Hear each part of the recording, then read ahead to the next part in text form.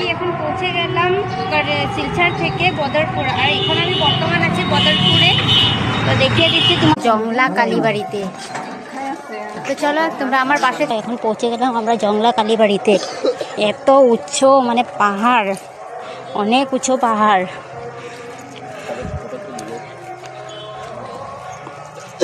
তো তোমরা শুধু পাশে থাকো আর দেখতে থাকো বন্ধুরা। এটা বদরপুরের জংলা কালী মন্দির। তো দেখো না ভিউটা এখান থেকে তোমরা দেখো, এত সুন্দর। আর হ্যাঁ, এত আপ না, সত্যি ভালো লাগছে একদম। আমি তো হাঁপিয়ে গিয়েছি।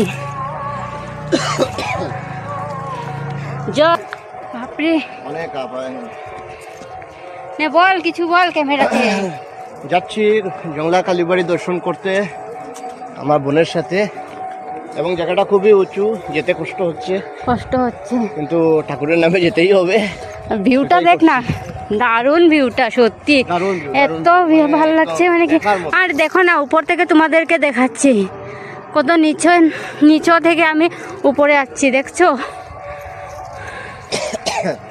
অনেক উপরে উঠতে হয়। হ্যাঁ, অনেক উপরে উঠতে হয়। শ্রী জংলা কালীবাড়ি, জয় মা কালী। আমি তো ভাবতেই পারছিলাম না যে এখানে মা কালীর দর্শন করতে পারবো। ভাগ্যটা খুবই ভালো। বৌদিমণির বাড়িতে এসে জংলা কালীবাড়িও দর্শন করে নিলাম। আর দেখো তোমাদেরকেও দর্শন করে দেখলাম, তোমরা দর্শন করে নাও ওখানে। জয় মা কালী।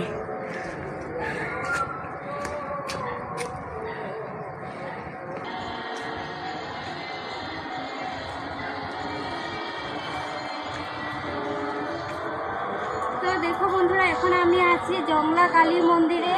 তো দেখো আমি তো দর্শন করে নিলাম, আর তোমরা আমার ভিডিওর মাধ্যমে দর্শন করে নাও মা কালীকে।